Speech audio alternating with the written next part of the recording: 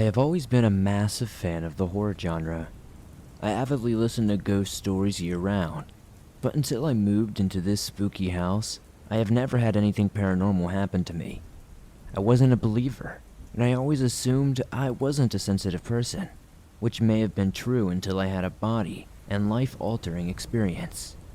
Something I won't get into here, but I always believed this changed and helped me become more sensitive, because that's when things started happening. From the first week I moved into this house, strange and scary things happened. I never had nightmares before. On the contrary, my dreams have always been surprisingly pleasant. That is until a few days of being in this house. A bit of context. I previously described the place as the third house on a dead-end road. The road in front of the house had a wide-off section into a dirt road that went to the right, and then there was a paved road that went to the left. If you went up this driveway, the house would be to your left, with a large yard in between the driveway and the house. To your right is a vast, detached garage, the kind that you could fit a semi-truck in. Getting back to the story, I believe it was the third day I was at the house. My roommate had a large basement room, and my room was upstairs. I'm upstairs in my room sleeping, and I have this dream. Well, it's more like a nightmare. I'm not actually in the action itself. It's more like I'm watching a movie. In front of me was this oversized, detached garage, and in it is some sort of thing, like a witch or a ghoul of some kind. It had tattered black clothes hanging off of it, a large brimmed dark hat, and it was floating slowly past the front of the garage, with the tips of its toes dragging on the gravel. I don't know how scary that sounds to some people, but besides the image, it was the feeling that I got from this ghoul-like creature that terrified me the most. I felt like there was no hope in the world, and the only thing I could do was lay down and die. Like any average person, I have had my struggles with depression at one point or another, but I never felt this kind of despair. When it got to about the center of the garage, it stopped, and with lightning speed, snapped its head up and looked right at me. I wasn't there in the dream per se, but I felt like this thing knew I was watching. Its face, twisted and distorted. Its smile was horrifying. It looked at me with this look in its dark eyes as if it were happy to have a new plaything. That's the moment I woke up screaming. My roommate was lucky to be such a heavy sleeper. I've never had a nightmare like that, let alone one that I woke up screaming to. That was the first nightmare of many more disturbing dreams to come, though.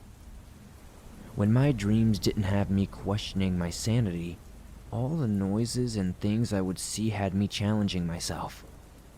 There was what I believed to be a residual haunting in the hallway. I always heard someone rushing down the hallway. 3 times, my roommate stood in the doorway, talking to me, when I would barely see a tall person step behind him as if they were walking behind him to get into one of the other bedrooms. Each time, I looked at him and said, "Who was that?" And he would look at me like I was crazy. Then he would search the house and find absolutely nothing. One night, when I was half asleep, I stepped out of my room and flipped on the hallway light to see, a few feet down the hallway, to the bathroom. There are 2 switches at each end of the hallway. They are old controls that clack loud when you flip them off and on. When I'm half asleep, I'm the kind of person who hangs their head and can barely keep their eyes open. Seconds after I flip the switch and walk down the hallway, the lights start flashing on and off in the hallway. Just a steady clack, clack, clack. Just off, then on, then off, then on. I assumed being half asleep it was my roommate messing around, so I continued to the bathroom with my head hung and eyes barely open, not bothering to look up, and said, "Hilarious, Mike, go to bed." I went into the bathroom, shut the door, and sat down to pee. Then I started to wake up a bit and realized I didn't hear my roommate giggle the way he did when he would mess with me, nor did I hear him say anything or even walk away. I just heard silence. The light stopped clacking the moment I shut the bathroom door. After I washed my hands a few moments later, I stepped into the living room to look around. No roommate, just silence. Mind you, and this is an old house that's not well insulated, you can hear every slight creak. I asked him the next day, but he denied it. I believed him because usually he liked to laugh about it later, and then he would tease me about it. Another notable thing is that the bedroom I had used to be his grandmother's bedroom. I had never met his grandmother or even seen a picture of her, so this ghoul-like creature, or maybe an army of these creatures, started to taunt me at night. Every time I would be about to fall asleep, there'd be loud bangs on the wall that would wake me up, or something would be thrown across my room like a shoe. This creature or creatures were trying to break me by keeping me up for days. I really felt as if I was going to lose my mind. My roommate was not a sensitive person, and for some reason did not believe me. I'm not the kind of person who makes up stories, so I assumed he didn't want to believe me because he was scared as well. One night, before I was about to break down in tears from not sleeping because of the noise and the fear, I managed to fall asleep. For how long, I don't know, but I woke up sometime during the night to a scuffling sound. The sound you make when your feet are sliding across the carpet. The first thing I saw when I opened my eyes at the end of my bed was a silhouette of an old lady. The clearest features I could make out were the ends of her silk nightgown down to her slippers.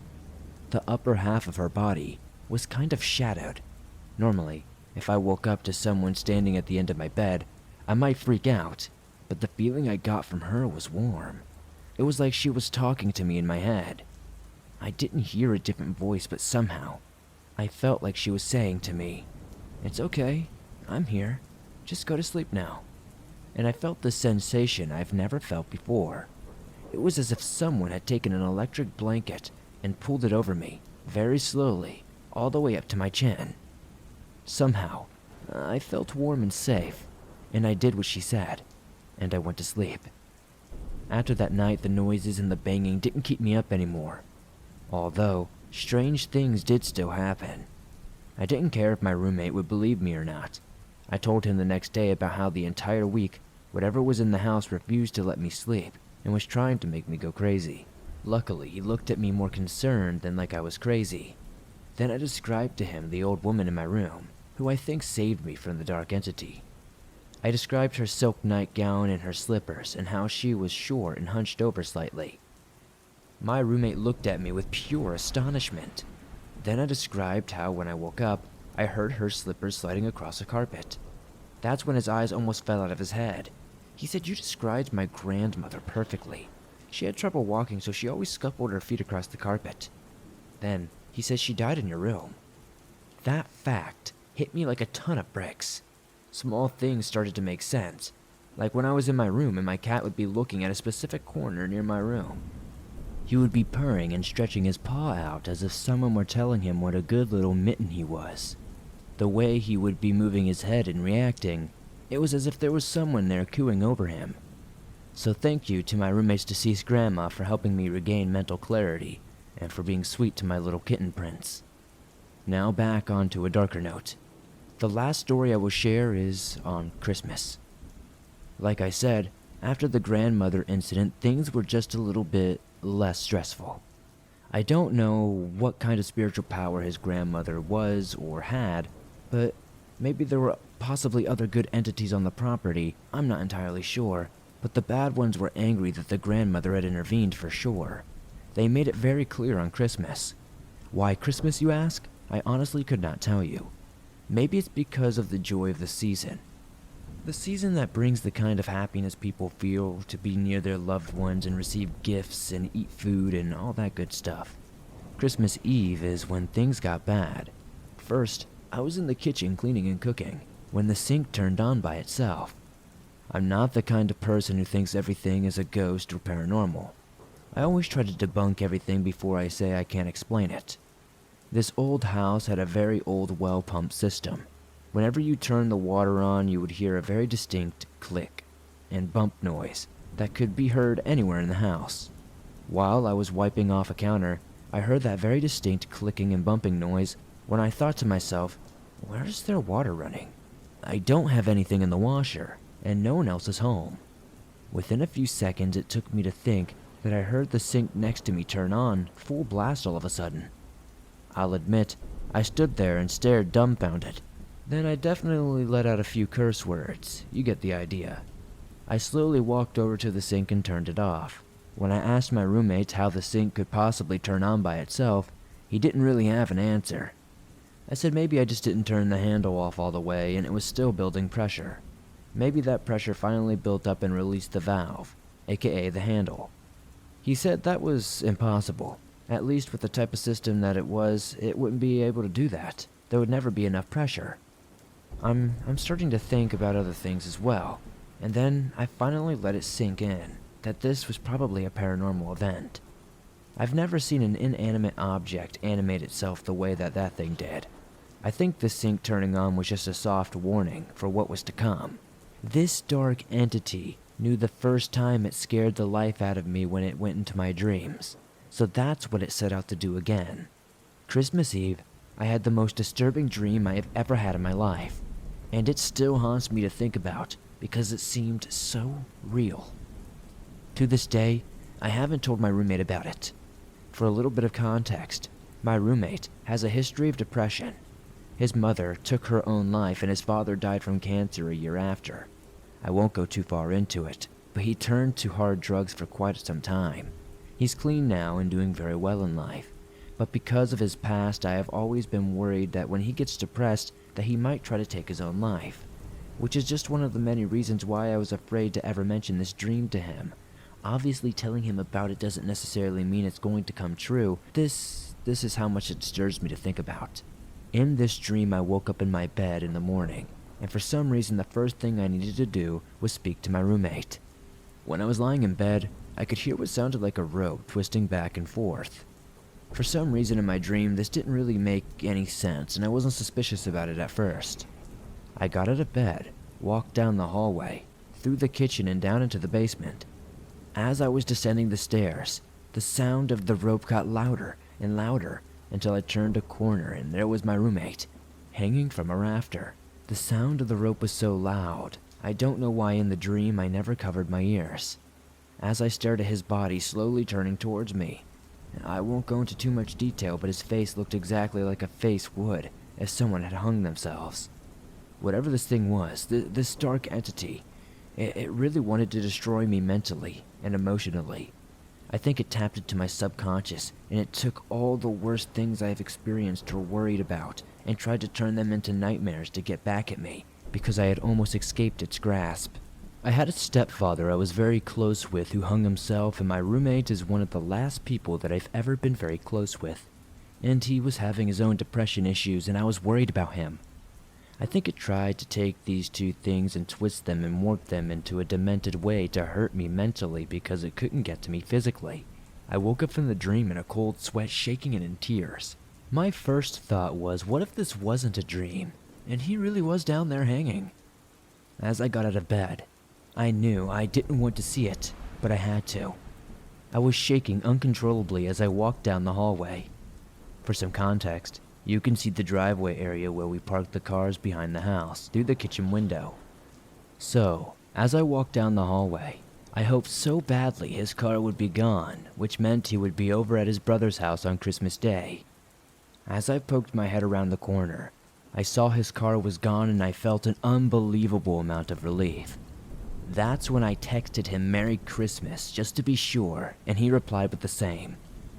We don't live in that house anymore, thankfully. His younger brother took over the house and started to remodel it, and I honestly found it kind of funny. The way that they laughed at my stories and called me crazy and said I wanted attention. Now his wife is so terrified to be in the house that she practically lives at her mother's house, all the while pretending as if there's nothing going on in the house. We were in the house very briefly before we moved when his brother started to remodel, and this is when my roommate started to believe me.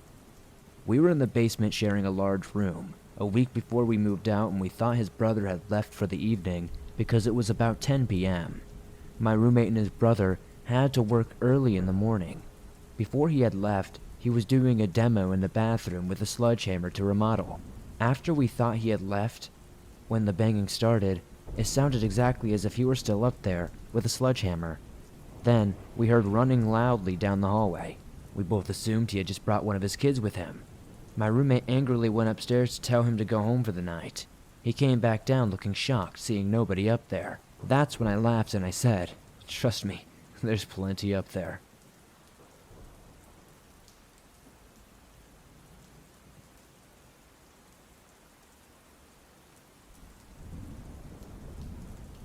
When I was 8 or 9, I saw something weird on Christmas Eve.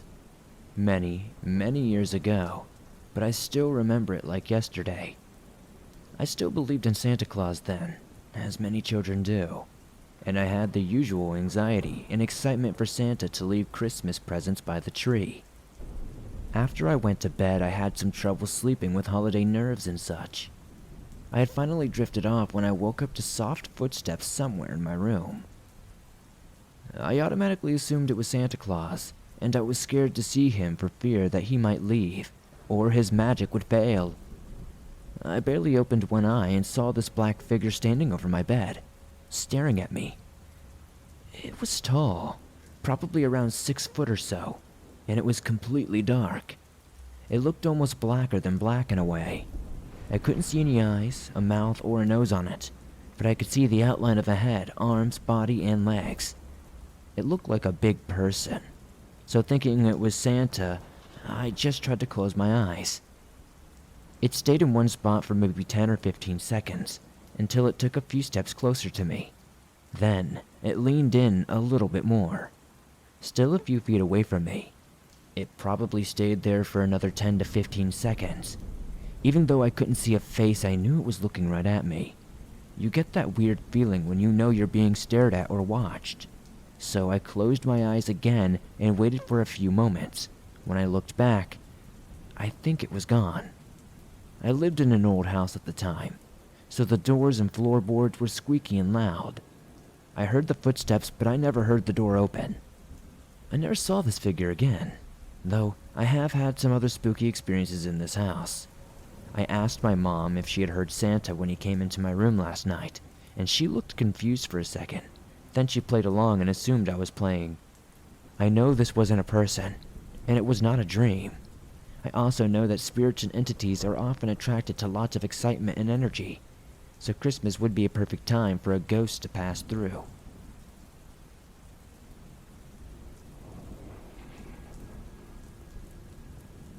This happened about 4 or 5 years ago, when I was around 15 years old. It was early Christmas morning, and my sister and her boyfriend had just come over. They were in the kitchen, socializing, drinking coffee or tea, maybe snacking on some stocking stuffers. Typical behavior for us to do before opening presents. Before I say exactly what happened to me, I think I should sort of describe the house's general layout so you can get an idea. When you first come in the front door, there is a short hallway going straight before, being met into the kitchen. If you continue through the kitchen in a straight line, you will walk into the dining room, and then, when you take a left, there's some stairs and the living room. Note, the dining room was mostly empty as we had the dining table inside the kitchen, so we set up the tree and presents in the dining room instead of the living room. Anyways, I was patiently waiting to start opening gifts, so I pulled up a chair next to the tree and sat there for a while with my back turned to the kitchen. While my family was behind me talking and stuff, I was just sitting there, and suddenly, I heard what can only be described as a demon or a devil voice whisper in my left ear. I described it as such because I don't know how else to describe it. I don't think it was the devil himself whispering in my ear, but it also sounded incredibly demonic, if that gives you a better understanding of what it sounded like. Imagine what its voice sounded like if you've ever played video games, watched movies, or something like that where a devil or a demon character speaks. It was a typical, intense bass voice with a hint of distortion or slight lisp. I don't know. It just sounded like gibberish to me. It lasted about 3 solid seconds. It gave me goosebumps at first, but only because I was startled. After that, it was directly in my ear as if I was listening to some ASMR. I almost started to giggle and swatted at my ear as I turned around and looked at my family. As I half turned around, they all stopped and looked at me, wondering what I was laughing at. I see all their expressions turn from smiling to questionable, and then to a straight face in a matter of seconds. They said that my whole face turned a pale white when I realized no one was behind me. I shuddered and asked who was behind me playing noises, and they said that no one was. I thought of the possibility that it was just a joke or a prank, but I'm confident that it wasn't. The kitchen was about 15 feet behind me, and between the time the noise stopped and I turned around, there's no way someone could have run from me to the kitchen without being noticed. That sort of prank is highly random, and wouldn't have made any sense, at least not for anyone in my family. I know most jokes are based on luck and stuff like that, but it seems so out of the blue that even if someone could pull it off, why? I wasn't acting scared or paranoid about anything paranormal the past few days before then, so it would be extraordinary to think that. Another thing is that no one in my family plays many jokes in general, and if they are, it's mainly just verbal ones, not physical ones. Since I was a kid, I've been a firm believer in the paranormal, spirits, and afterlife. I don't follow any specific religion. I believe that there are good and evil spirits, and that there could be a devil or God, but I try to stay optimistic. My old house used to seem haunted and have strange things happen to everyone who lived there, sometimes unnecessary things. But this happened at our new house as well, and we've lived here since I was around 10. Nothing else like that has ever happened here. I have no idea what it could have been to this very day.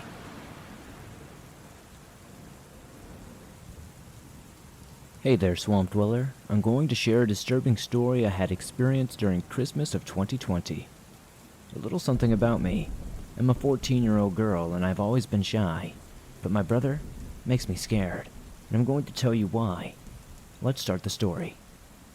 During Christmas of 2020, I opened my presents and my dad got me a brand new Samsung phone. I told Dad that was too much and that my phone was fine. My dad said, okay, keep the new phone just in case. So I opened my mother's present, and it was a beautiful mint 1960s Raleigh bike in blue. I gave my mom a huge hug, but things took a turn when I opened my brother's gift. I noticed it was long brown hair. So I said, thank you? My brother gave me this evil grin. That's when I realized it was my hair. Goosebumps ran down my spine. A few months later, I was now in high school. The first day, I met a guy who turned out to be my EA. His name was Joey. We went to the classes I was going to be in, math and gym. I walked into the math class and noticed my brother was in the class. He gave me an awful grin, so I looked down because I feared him. So I went to my desk and started doing my work.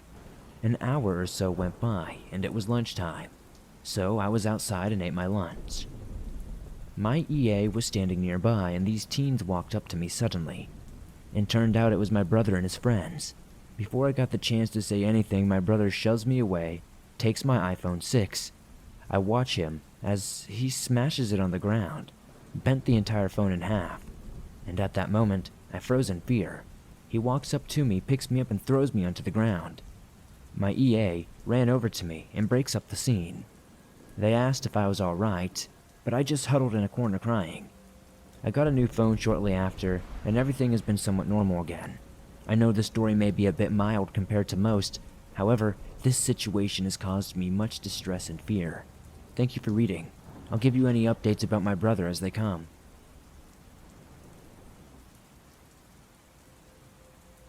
Now, before I get into the story, you should know that I'm 22 years old. I'm a male, and I live in a large city in the Midwest. I drive for Lyft while putting myself through trade school. I drive for other similar companies as well, but that's beside the point. I have many horror stories from those as well, but I'll tell those another time. It was Christmas Eve, 2020. I was out running a Lyft for a few hours before heading to my mom's house with my new baby and wife. Nothing special going on for the night, just the usual. I get a ride request. It was a pickup from this kind of lower income apartment complex. No big deal. I arrive and I find my passenger. He has all of his belongings, several boxes of stuff. Now my car is a 2006 Chevy Impala, so it's not that big. We get all of his stuff loaded up, barely, and are on our way. During the ride he's crying, saying his girlfriend was cheating on him, and he had walked in on them earlier that night. He couldn't stay there because her name was on the lease, so I was taking him to a hotel. Now, in my city, we have a street that is well known for having vices. Hookers, drugs, gangs, weapons, and shady motels. The works. We get to the motel and he asks me to wait for him to check in and get his key. No problem, man, I say. I'll confess, I break the rules a little when it comes to Lyft. I have a gun hidden in a concealed holster secured to the underside of my driver's seat for protection. Reason being, driving Lyft and other contract apps, I've had knives and guns pulled on me, as well as people having tried to fight me, rob me, and all kinds of other things. But like I said, another time. This motel was on that street I mentioned before. Homeless people were everywhere.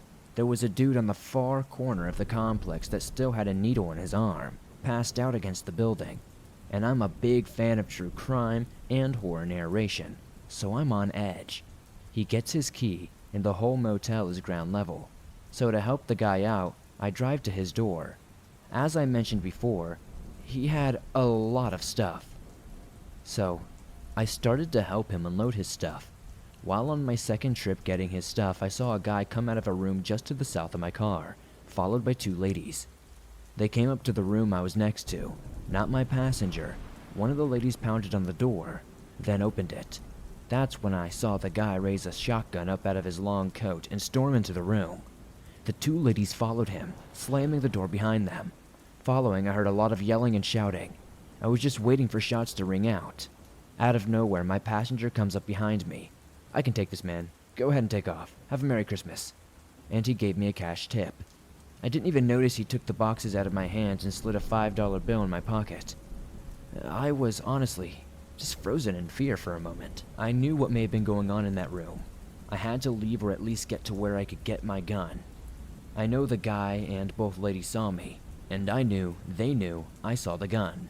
I had to get out of there as quickly as possible. No witnesses mentality, you know? I got in my car and sped away quickly. I got a block away and called the cops. I gave them every detail. After I got off the phone with the police, I signed out of Lyft. I hadn't made much money anyway, but I was done. I got a call later that night. The cops investigated. They never found the gunman or the woman. Nobody ever answered the door that they knocked on, and the occupants of the room they went into said nothing had ever happened. But whatever.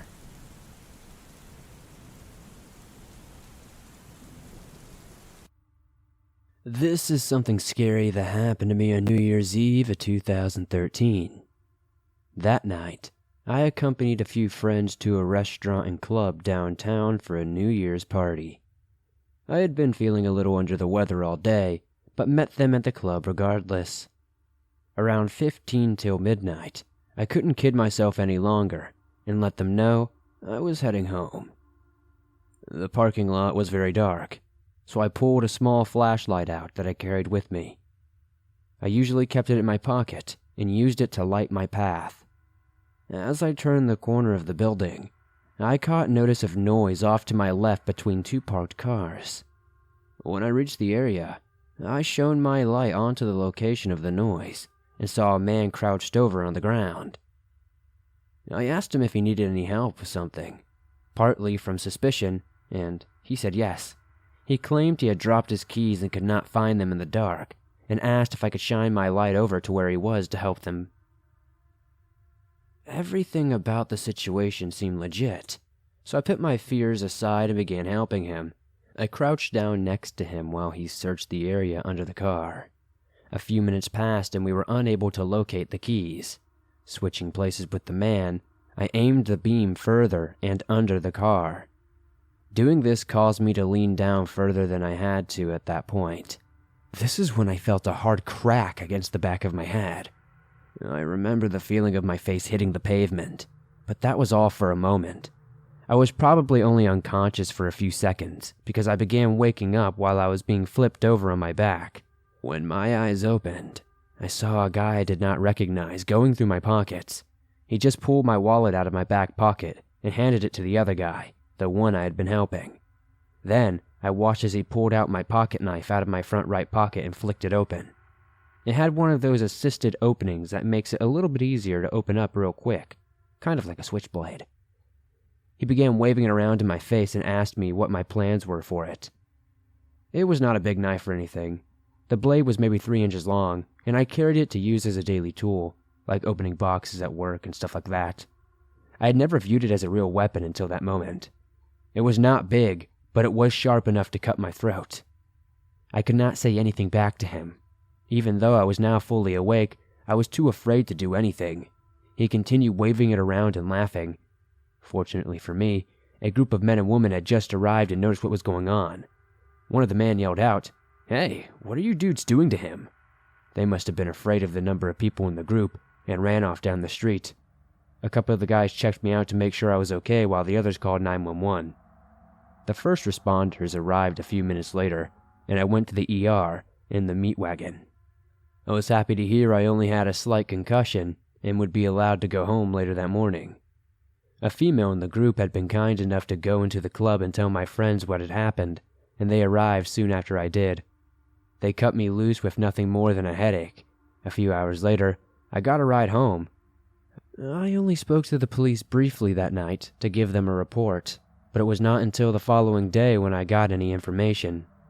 My knife had been found across the parking lot from where I had been assaulted, but I never got it back because it was quote-unquote evidence in an open investigation.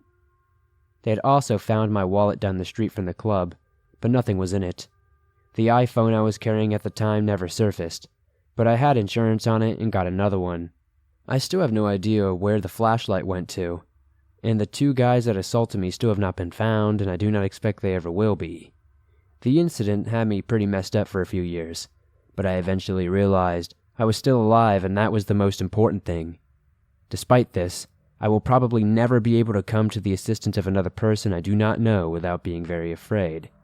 Just to be safe, I think I will mind my own business from now on. Better safe than sorry, you know?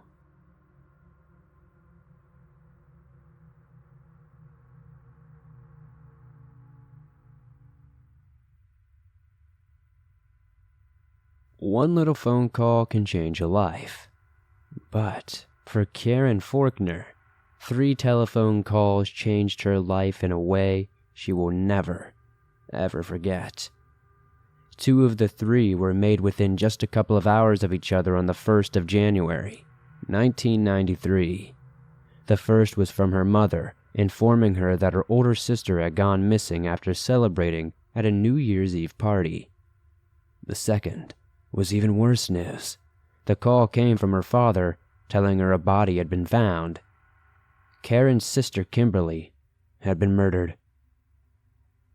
Over the next 18 years, Karen and the Forkner family had grieved, come to terms with their loss, and eventually put it behind them. Until one fateful day, when the phone rang. The story of Kimberly Jean Duncan's murder is as random as it is horrific. She was a young woman, just 30 years of age. She was married with 2 young children in Aloha, northeast Portland. She and her husband had been invited to a New Year's party. However, Duncan went alone because her husband had picked up a back injury and was immobilized with extreme pain. But as the night crawled into the wee hours of the morning, Kimberly had failed to arrive long after she was due to arrive home. Naturally, her husband began to grow irritated. It was not unusual for her to be a little bit late, due to drunken revelry and whatnot, but after hours and hours of unexplained absence, her husband went from irritable to downright worried. He grabbed his cell phone and began to call a few mutual friends who he knew would also be at the party. Eventually one answered, but his question on his wife's whereabouts were met with confusion. She had left the party hours before, sober as a judge, to get home for the time she had promised. Meanwhile, a stationary vehicle was spotted by a member of the public, parked in a neighborhood not too far from where Kim had been attending the New Year's Eve party. Initially, the person who spotted it guessed that the figure that lay motionless behind the steering wheel was just too drunk to drive and decided to sleep it off. But when the car was still there the following morning, they called the police.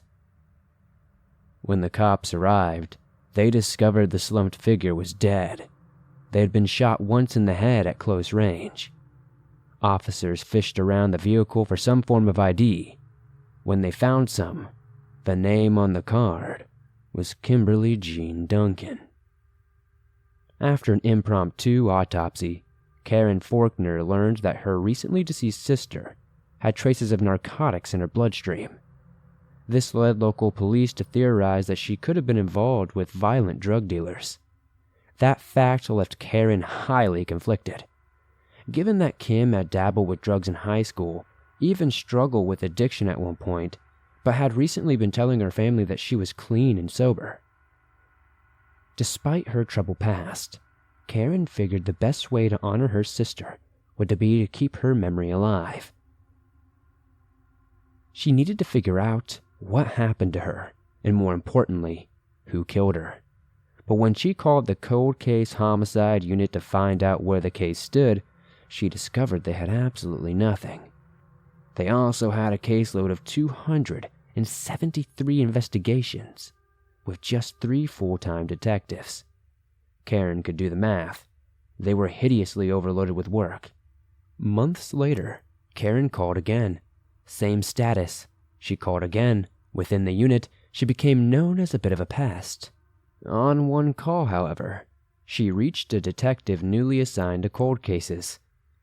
He told Karen to call whenever she wanted, and he would keep her informed of any developments. This kind of personal touch meant a lot to her. Her sister had been a living, breathing person, not an item that had been stolen or a piece of property that had been damaged. It was during one of these conversations with the new officer that she learned about a certain deck of playing cards. The unit sergeant had just come back from a national police convention, where he had learned that some police agencies were using the cards to solve cold case murders.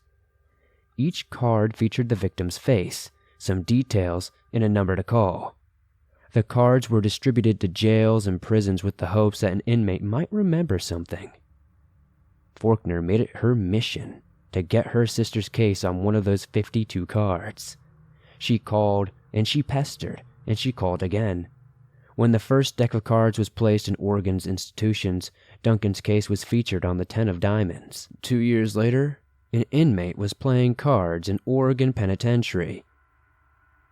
This inmate held the 10 of diamonds in his hand.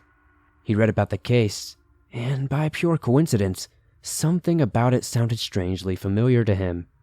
If he could provide the authorities with pertinent information, it could be a bargaining chip on his case. Authorities agreed to work with him. On pretense, they moved the man to a hospital, had him wear an undercover wire, and listened as he called his old friend to come see him. In the hospital room, he got his friend to talk about the case. Days later, authorities made an arrest. That is when Karen Faulkner received the third phone call. On the 15th of June 2010, Karen was driving on the freeway when her cell phone rang. The cold case detective told her to get her family together and come right away. "We walked into a room and everyone was standing and waiting for us," she said.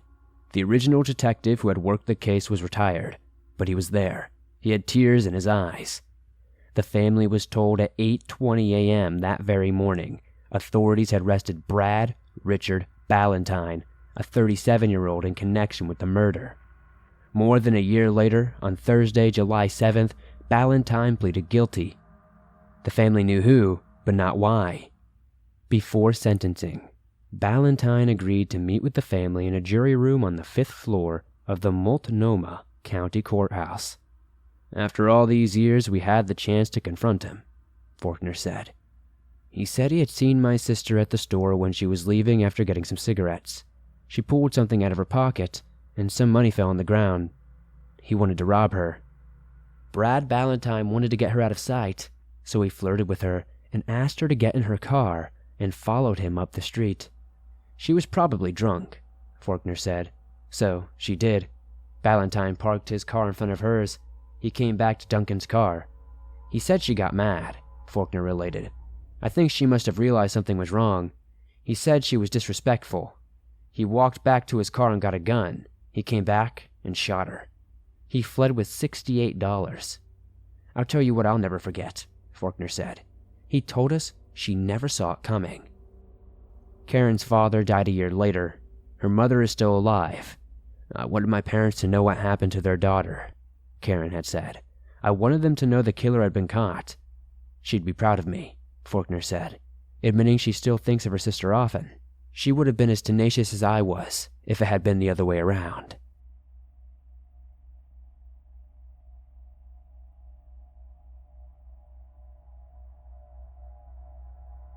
This happened on New Year's Eve 2016 in Ixtapa, Mexico.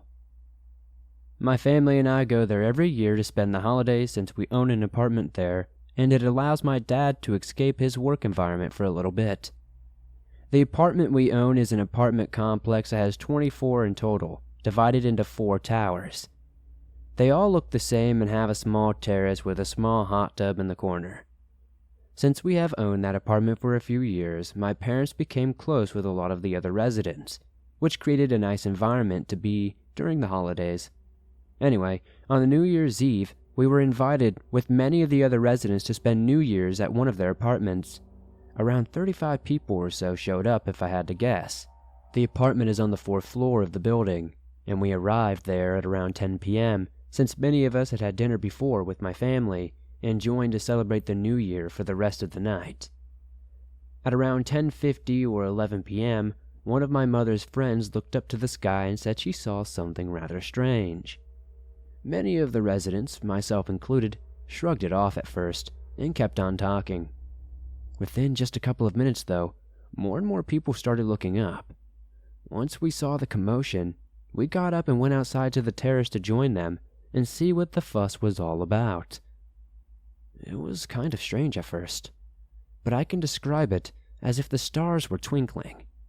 We could see stars, but these were bunched up closer than usual, and they were twinkling intermittently in an unusual fashion. As we kept looking more and more, these stars kept showing up and twinkling. Some were just saying that they were stars, and we were staring at nothing. But that's when we saw the stars begin to move in the sky. They weren't just twinkling now. They were moving all about.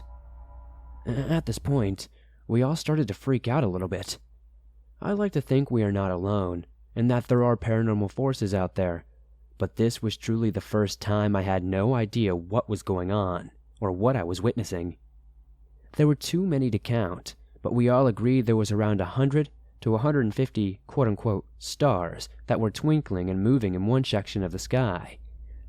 It was like they were all joining together, and once they stopped, they continued to twinkle in an unnatural way. I just can't explain it. It's as if it was turning lights on and off, and not the slight dimness you would see when it's an actual star. Then this entire cluster moved across the sky and disappeared. We were all just staring with our mouths wide open. Many of us tried to record or take pictures, but nothing shows up on the phone cameras, especially that far away. The fact that it was 35 or so people witnessing it, and only about an hour after we got there, means that we definitely saw what we saw. No one was intoxicated to the point to where they could have imagined it. The most interesting part is that the son of the apartment owner said that the year before he talked to a guy that said he had seen something similar on New Year's Eve the year before. He said he listened to the story but shrugged it off as some guy ranting.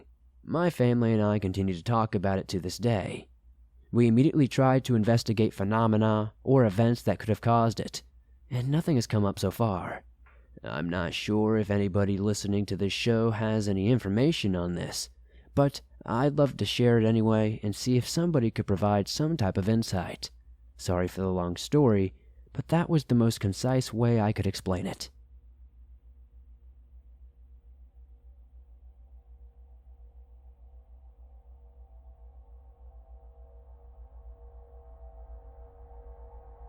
I know some people say these stories are true for immersion, but believe me when I say this is 100% true. 3 of my friends and I were spending the night together on New Year's Eve about a year ago, and we decided we wanted to spend the night in a tent outside, really close to the woods. We were laughing and messing around, normal teenage things. Then, we heard this rustling outside in the leaves. Figuring it was just an animal or something, We shrugged it off. At this point, it was nearing midnight, and we had a flashlight on in the tent and we were blasting music. That is when all hell broke loose. We heard this chirping noise outside. When I say chirping, I do not mean it sounded like a bird or a raccoon, but this unearthly chirping that did not sound like any animal at all. In fear, we were about to be ambushed. I demanded my friends temporarily turn off the lights and the music. At first, they looked at me like I was crazy, but I strengthened my tone. Turn it all off, now! At this point, they knew I was serious, so they turned it all off and listened. There it was again, this unearthly chirping that did not sound like anything. My friends and I were dropping bricks, but I was a little bit braver than the rest of them. I had been taking karate for about 4 years, and I'm a very tall female capable of taking down a grown man. So I figured I could take whatever was out there, or at least I could carry one of my friends if we had to run away. They all tried to play it cool and said it must have been one of those screamer firework things, but I could tell they were all soiling themselves. We carried on screwing around for a few more minutes, desperately trying to forget about the screech chirping thing outside. Then we heard it again. This time, though, much closer to our tent. This was the first time I could properly hear it. When it made a clearer sound, reality drop-kicked me in the stomach. It was big, and it was almost right outside of our tent.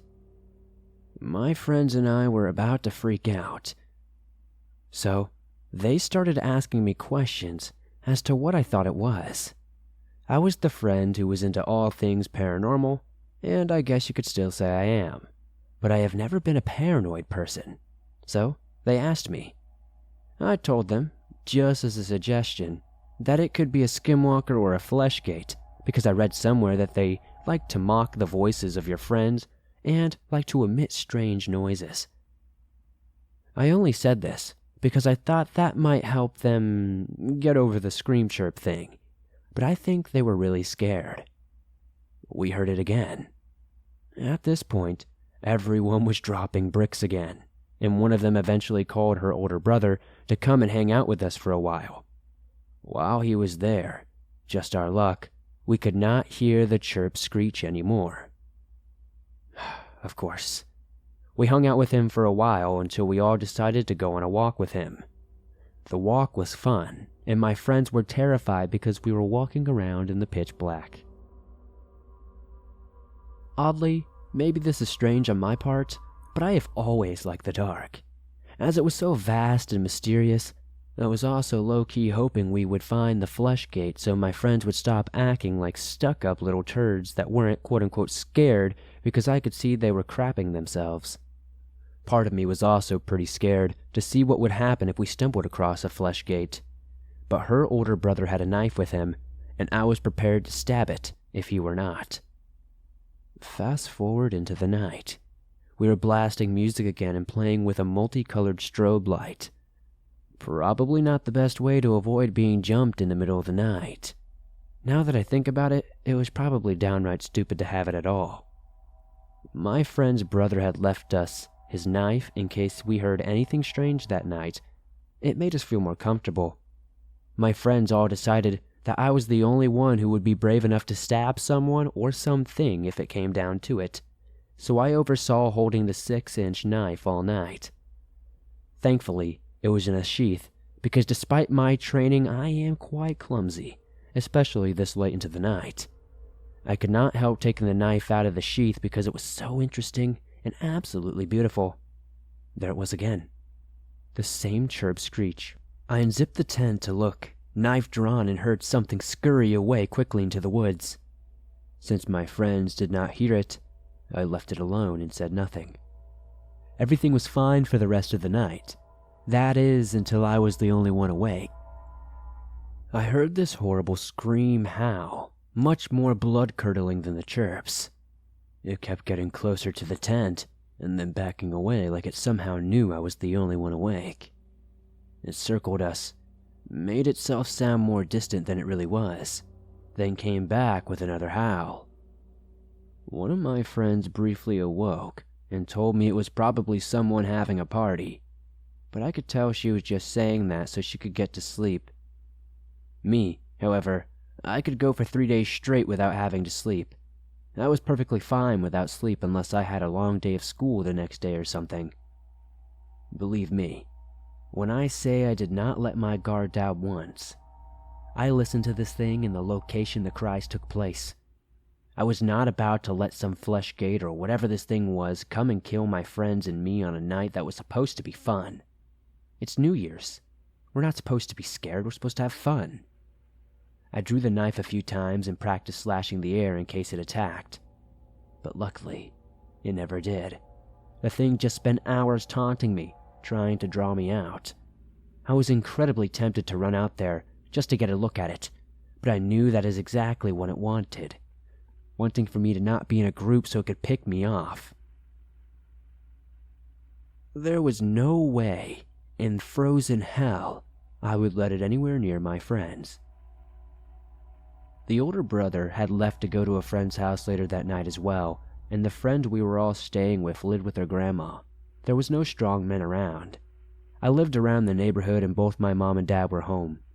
My dad is a big guy, standing at 6'2", and strong as hell, but it would be too far to run. I could not go out there to see what it was even if I wanted to.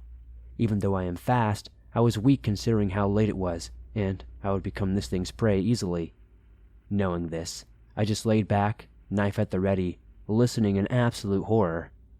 You do not know what true vulnerability is until you are on the outskirts of the woods in a tent with 3 lives in your hands, while some paranormal creature is hunting you, teasing you, and you only have one close combat weapon that you are not even certain will put a scratch on it.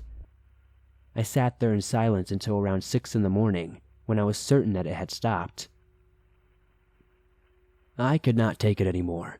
The thing had driven me absolutely insane. My work there was done, and I was certain it was gone. I left the knife on my pillow, and a note that said I went home. I was not dead, so I could reassure my friends when they woke up later. I began to walk to my house, and to my house the streets were poorly illuminated by street lamps. There were not that many, leaving a ton of dark spaces that I could not see even if I tried. To make matters 10 times worse, my glasses were smudged, and I could barely see a thing out of them. I knew it was better to my advantage if I kept them on though, because I am blind as a bat. I scanned my surroundings my whole way there, keeping my eyes on every direction this thing could attack from. The thing was probably just waiting to get me alone, but I was not going to let it do anything to me. When I finally got to my house, the door was unlocked to my relief, so I could get in without my parents hearing me. Unfortunately, this was 5 in the morning, and as I mentioned before, clumsy as ever, I bumped into everything as I tried to navigate myself to my room, where I forced myself to go to sleep. After that, when asked, my friends would say it was a screamer firework or some animal, but I can tell they were just too scared to really face the reality. I tried to make sense of it, but I just could not. I knew what I heard, and I knew it was much worse than they could have imagined. They probably thought I mentioned flesh gates and skinwalkers just to scare them, but I honestly believe it was one of the two. Nothing like this has ever happened to me again, but there is a reason we have not been sleeping outside for quite a long time.